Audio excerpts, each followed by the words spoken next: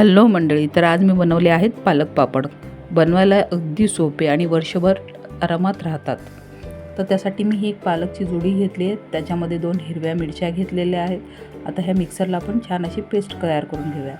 आता मी टोपात पाणी घेतलं आहे. आता हे पाणी घेतले आहेत मी 1 वाटीला 8 वाटी, अशा 2 वाट्या आणि असं 16 वाटी पाणी.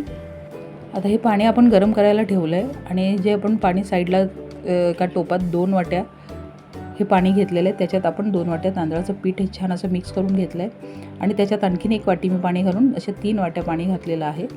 आता हे पाणी मी गरम करायला ठेवलेलं आहे. आता ह्या पाण्यात आपण घातलेलं आहे 1 चमचा पापड खार आणि अर्धा चमचा मीठ. मिठाचं प्रमाण आपण नंतर पुन्हा बघून आणखीन घालूया. आणि त्यानंतर आपण जी पेस्ट तयार केलेली ती घातलेली आहे आणि पाण्याला छान अशी उकळी येऊ दिली आहे. पाण्याला छान उकळी आली आहे. आता जे पाणी उकळलेलं आहे त्याच्यात आपल्याला 2 चमचे जिरे घालायचे. जिरे घातल्यानंतर पाणी पुन्हा आता थोडंसं उकळू देऊया. त्याच्यानंतर आपण जे तांदळाचं पीठ मिक्स केलेलं आहे ते आपल्याला ह्याच्यात घालायचं आहे.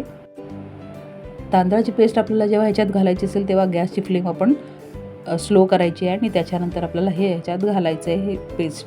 आता ही घातल्यानंतर आपण गॅसची फ्लेम थोडीशी मीडियम ठेवलेली आहे आणि त्याच्यानंतर आपल्याला सतत हे पीठ हलवत राहायचं आहे. हे पीठ हलवत राहिल्यामुळे आपल्याला ज्या गाठी होणार असतील त्या होणार नाहीत. त्यामुळे सतत पीठ हे मिक्स करत राहा आणि त्याच्यानंतर आपण झाकण ठेवून आपण पुन्हा तर ठेवूया. असे मी 10 ते 15 मिनटं आपण हे पीठ शिजवून घेणार आहोत. 20 मिनटं पीठ शिजवल्यानंतर मी हे दुसऱ्या टोपात पीठ काढून घेतलेलं आहे. आता हे आपण एका पॉलिथिन पेपरवर आपण एक पापड असे टाकून घेऊया. तर तुम्ही बघू शकता बाल्कनीमध्ये मी हे पापड घातलेले आहेत. हे पापड घालताना थोडेसे जाडसरच घालायचे आहेत. त्याच्यानंतर 3-4 दिवस आपल्याला हे पापड सुकायला लागतील आणि सुकल्यानंतर तुम्ही बघू शकता अशा प्रकारे आपण तळायला घेतलेले आहेत. छान असे पापड फुलत आहेत. तर असे आपले हे पापड तयार झालेले आहेत.